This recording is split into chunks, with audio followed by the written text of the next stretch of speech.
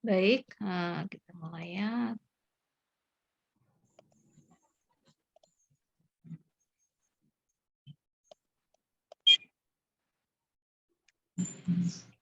Assalamualaikum warahmatullahi wabarakatuh. Selamat pagi semuanya. Pagi, Bu. Pagi, apa kabar pagi hari ini? Alhamdulillah. Baik ya. Alhamdulillah sehat, Bu. Niko, kamu sudah vaksin belum? Niko, Saya sudah vaksin, Bu. vaksin keberapa?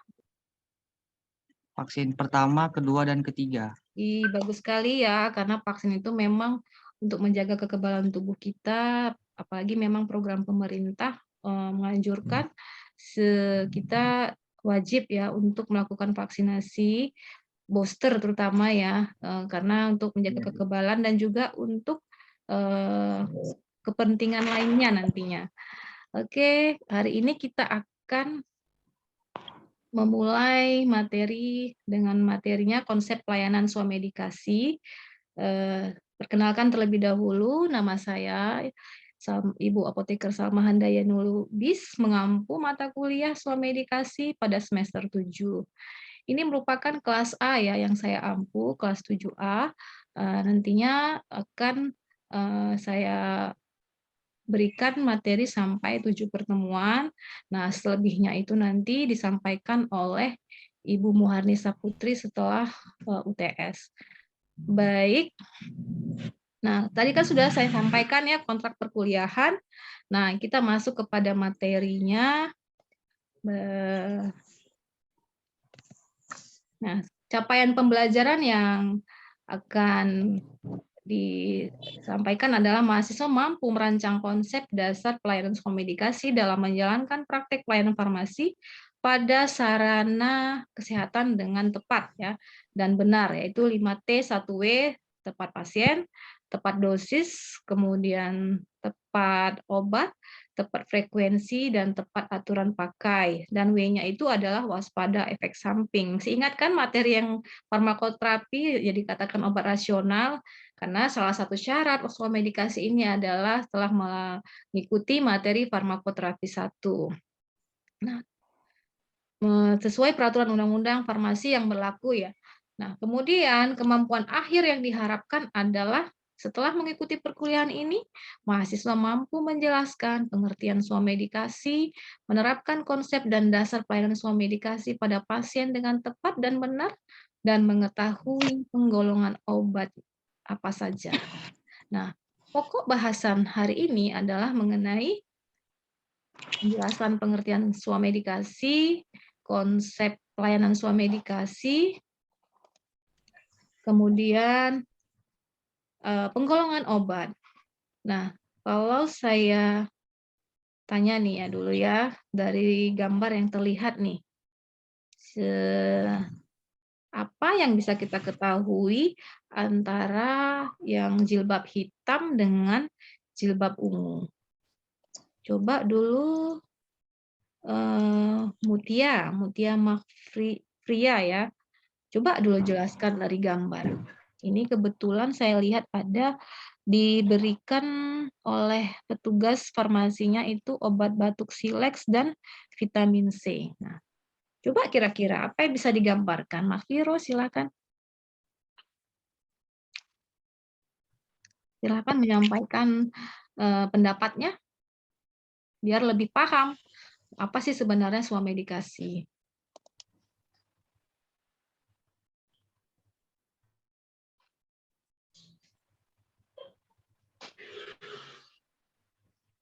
Ada yang raise hand, silakan. Langsung aja.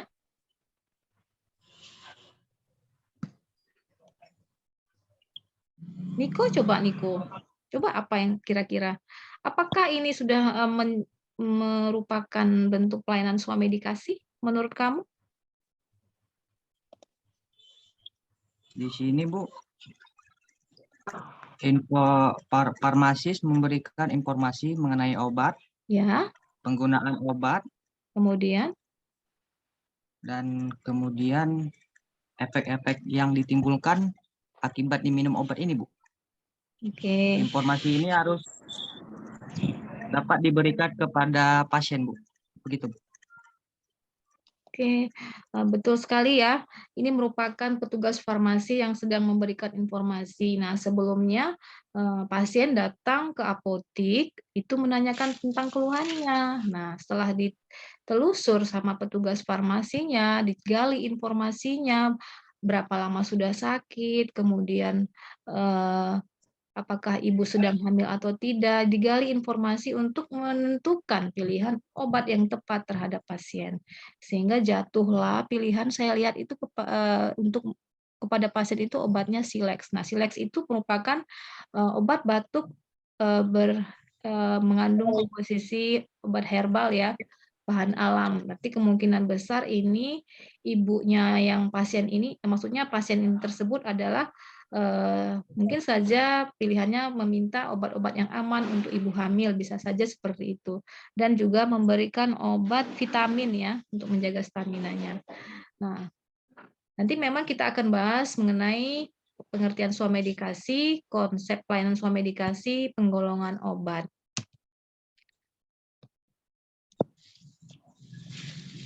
Nah, sebenarnya swamedikasi itu merupakan upaya masyarakat untuk mengobati dirinya sendiri. Nah, dilakukan untuk mengatasi keluhan dan penyakit ringan yang banyak dialami masyarakat seperti demam, nyeri, pusing, batuk, flu, sakit mah, diare, dan lain-lain. Saya yakin kalian pasti pernah mempraktekkan swamedikasi ke apotik. Coba saya tanya ya, siapa nih, Sri Ayu Anggreni, kamu pernah nggak datang ke apotik, menceritakan keluhannya, terus membeli obat dengan keluhan tersebut. Pernah nggak mengalami di antara kalian? Pernah, Bu.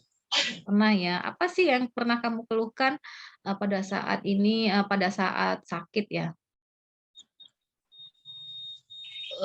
Contohnya saat kita sakit meriang, kita obat apa yang cocok dikasih Iya. gitu sama Jadi apoteknya. betul sekali. Jadi memang swamedikasi ini sangat dekat sekali apa namanya, yang paling sering kita lakukan ya sehari-hari kalau kita datang ke apotek. Jadi memang itu upaya masyarakat untuk mengobati dirinya sendiri.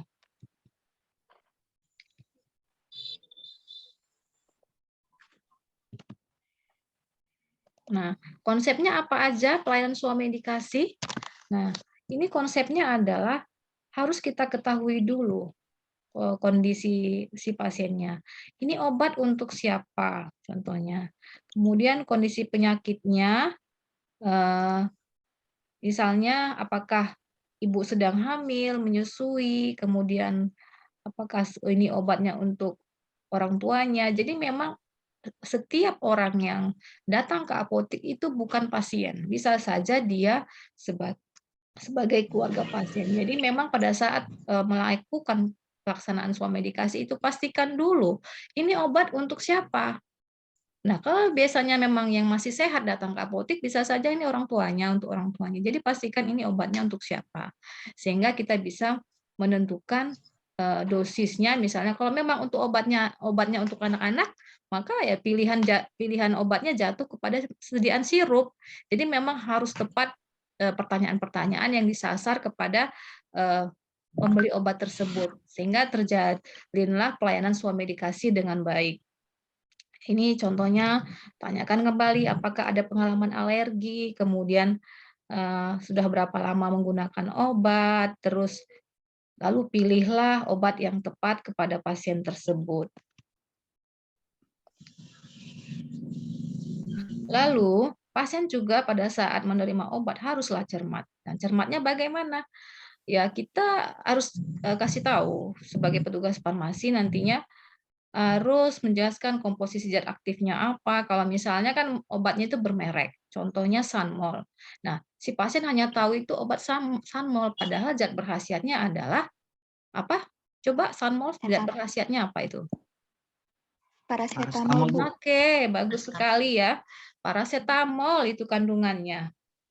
Kemudian indikasinya apa? Harus tahu pasiennya. Kemudian kontraindikasinya apa yang nggak boleh apa yang tidak boleh diberikan bersamaan dengan obat yang dikonsumsinya. Terus jelaskan juga efek samping, apakah memang mengantukkah setelah menggunakan obat. Jadi kalau mengantuk baiknya jangan beraktivitas saat penggunaan obatnya, sebaiknya itu diminum dan dikonsumsi pada saat malam hari. Contohnya obat-obat alergi, cetirizine. Nah, itu kan walaupun untuk gatal-gatal, tapi dia efek sampingnya menyebabkan mengantuk. Maka disarankan sebaiknya mengkonsumsi obat tersebut pada saat mau tidur atau hindari beraktivitas. Lalu apalagi interaksi obat, apakah ada memang obat-obat yang tidak sesuai berinteraksi pada saat kita berikan. Tentunya adalah dosis ini harus tepat.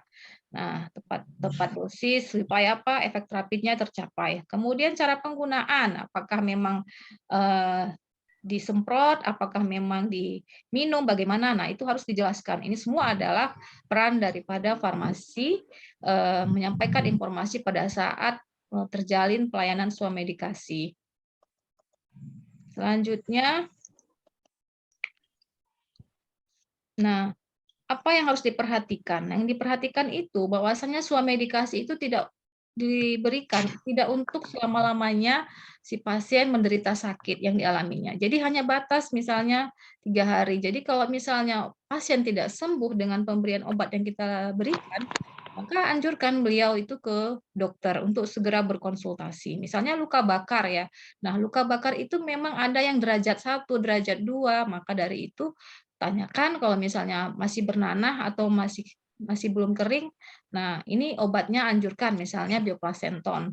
Nah, setelah menjalani 7 hari tidak ada perubahan, maka wajib dianjurkan untuk periksakan ke dokter. Jadi tidak serta-merta kita sebagai petugas farmasi mengejas atau mendiagnosa si pasien, tapi tetap harus ada saran yang disampaikan kepada pasien bahwasanya obat itu untuk mencegah kesakitan yang dialami pasien sementara. Kemudian, bila gejala tidak membaik atau sembuh selama 3 hari, segera kunjungi dokter. Jadi memang ada beberapa saran yang disampaikan kepada pasien.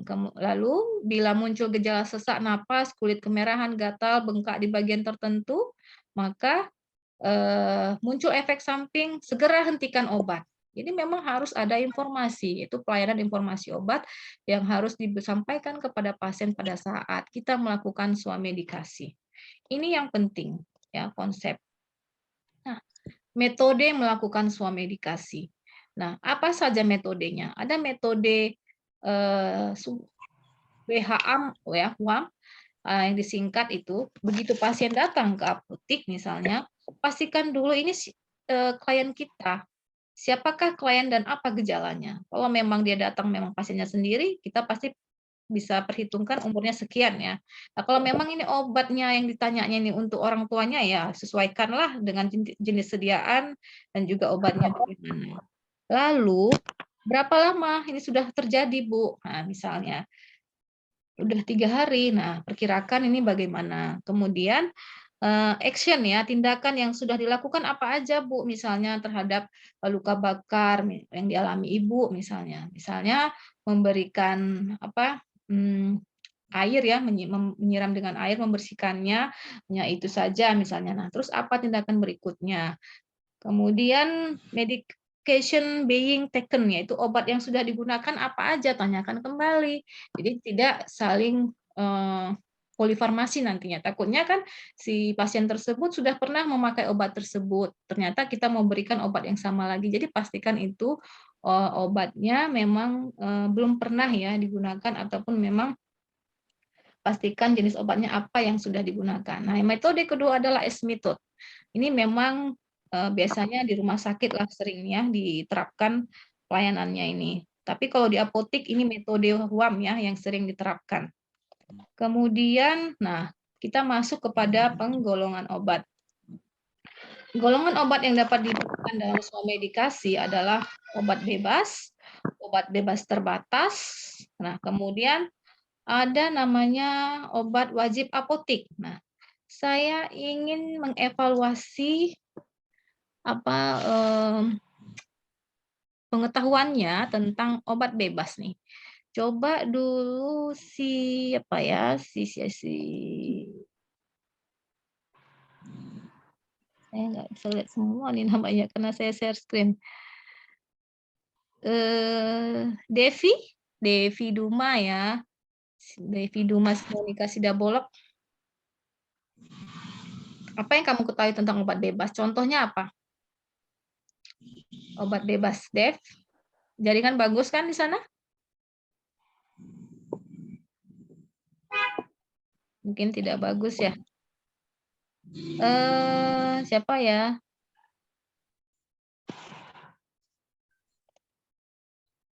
Sandriati. Apa nih obat bebas? Ini karena kita pakai jaringan ya agak sedikit mungkin ada gangguan. Mudah-mudahan baik-baik saja lah. Sandriati?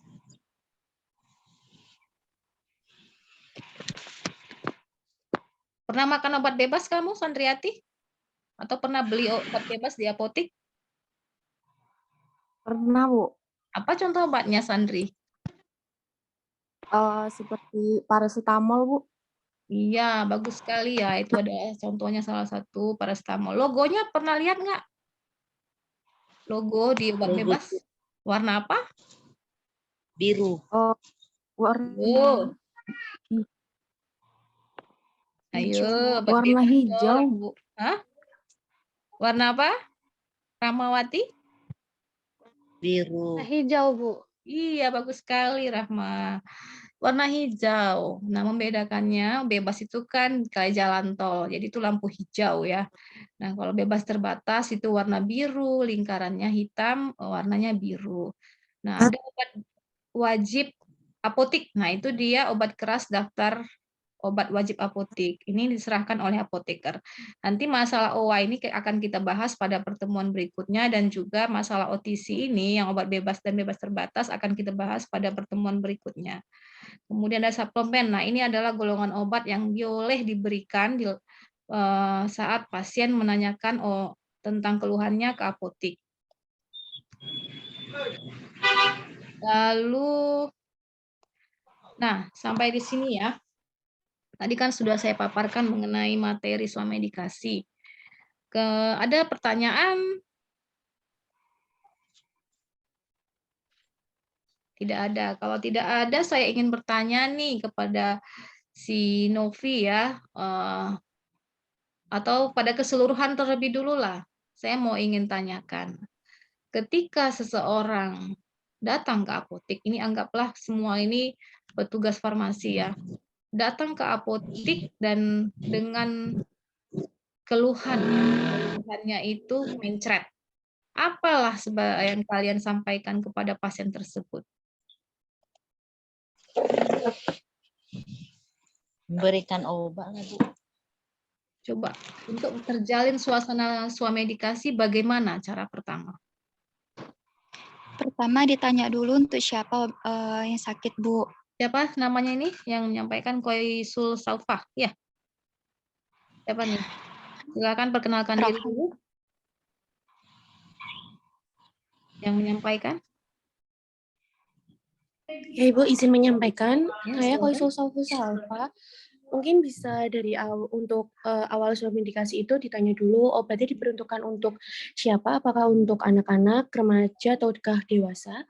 Setelah itu bisa ditanya juga untuk lama diare itu dalam sehari sudah berapa kali diare. Ya, bagus. Setelah itu setelah melakukan sekiranya perkenalan itu dulu, habis itu bisa ditanya juga sebelum diare terjadi itu makanan apa yang dikonsumsi sehingga bisa menyebabkan diare. Nah, setelah beberapa pertanyaan diajukan, bisa diberikan obat, semisal kayak untuk penanganan awal bisa diberikan oralit, Ibu. Iya, bagus sekali pernyataannya dan jawabannya ya, komplit sekali. Nah, seperti itu tadi yang sudah disampaikan oleh teman kita ya, bahwasanya kalau untuk memberikan obat kepada pasien itu harus kita telusur terlebih dahulu, siapa ini untuk obatnya untuk siapa, sudah berapa lama. Nah, supaya apa? Tujuannya kita pertanyakan seperti itu ke pasien untuk kita tepat menentukan obat kepada pasien tersebut. Jadi tidak salah-salah. Ya, semua ada prosedurnya. Karena kenapa? Kita bekerja sesuai dengan undang-undang farmasi yang berlaku, sesuai standar kefarmasian pelayanan di apotik. Nah, untuk selanjutnya, kita ini ada rangkuman ya, melalui materi hari ini ada nama obat, indikasi, cara menggunakan, berapa lama. Nah, ini semua prinsip yang harus kita sampaikan kepada pasien dan juga harus kita ketahui. Nah, untuk menutup perkuliahan hari ini, saya akan memberikan tugas individu mengevaluasi kalian seberapa besar pemahaman kalian. Nah, tugas individu adalah di sini mahasiswa mengunjungi salah satu apotek untuk membeli salah satu jenis obat berlogo warna hijau, lingkaran hitam, yaitu merupakan obat bebas. Harga head obat yang dibeli tidak melebihi 10.000 per unitnya. Nah, sampaikan pernyataan kepada petugas apotik dengan tanya jawab kepada petugas apotik, lalu cantumkan dialog dalam sebuah tulisan konteks pembicaraan. Nah, waktu pengerjaan tugas selama 3 hari. Nah, ini setiap mahasiswa tidak boleh sama jenis obatnya. Sampai di sini paham nggak kira-kira tugasnya? Jadi seperti biasa aja kita Paham, Bu. apotik ya. Itu minimal berapa, Bu, obatnya, Bu, yang harus diapakan? Penyakit kita kepada si petugas, lalu bagaimana tugas tersebut kepada kita. Jadi itu tugas individunya. Nah, tugas kelompok di sini adalah template-nya. Nanti itu kita sudah beli obatnya misalnya ya. Contohnya Sunmol nih, ini kan masih murah nih, sekitar 1.400 saya rasa ini. Nah, kita nanti boleh menyantumkan apa pembicaraannya bagaimana sehingga dapatlah bahwasanya konsep swamedikasi untuk obat demam itu bagaimana melakukannya. Ini dia yang kolom ketiga ini ya, informasi yang diperoleh saat swamedikasi antara pasien dengan petugas apotik atau rekaman pembicaraan yang dituliskan dengan konteks pembicaraan. Sampai sini sudah paham tugas kelompoknya ini? Paham ya? Ada pertanyaan kira-kira? Dari materi dan tugas yang saya sampaikan? Tidak ada ya. Baik. Dari sini, Bu. Bagaimana? Ada dari saya, Bu. Boleh, silakan. Bagus sekali ini. Perkenalkan nama dengan siapa ini? Nama saya Sri Ayu Anggreni. Pertanyaan saya tentang diare tadi. Ya. Apabila ada anak bayi yang umur 1 tahun sudah berobat ke rumah sakit selama 2 minggu berturut-turut diarenya, apakah obat yang bagus untuk diberikan untuk si bayi tersebut? Oke, kalau sudah 2 minggu, baik. Udah cukup? Kita harus ketahui dulu bahwa ada diare akut dan diare kronis. Nah, diare akut itu kan frekuensinya terjadi durasinya lebih dari 3 kali dalam sehari dan sepanjang itu harinya di bawah 2 minggu ya. Nah, kalau sudah di atas 2 minggu dia sudah kronik. Maka itu memang wajib dianjurkan ke rumah sakit. Nah, pertanyaan apa jenis obat yang diberikan? Tanya kembali, apa yang sudah diberikan oleh dokter? Gitu. Karena takutnya efeknya ini dari diare ini adalah dehidrasi. Jadi adanya gangguan keseimbangan cairan tubuh, jadinya elektrolit tubuh. Karena memang kalau sudah dehidrasi, pasien tersebut harus diinfus. Infus dengan asering, dengan RL, itu tergantung pada pilihan yang dianjurkan oleh dokter. Baik, adakah lagi yang mau bertanya? Karena waktu juga sudah habis ya, sangat seru sekali kalau membahas tentang swamedikasi karena memang materi ini merupakan sering kita aplikasikan setiap hari. Ya, kalau sudah tidak ada pertanyaan, saya cukupkan sampai di sini ya materi hari ini. Kemudian saya sudahi dengan wabillahi taufiq wal hidayah. Wassalamualaikum warahmatullahi wabarakatuh. Waalaikumsalam warahmatullahi wabarakatuh. Ya, terima kasih atas kesempatan hari ini.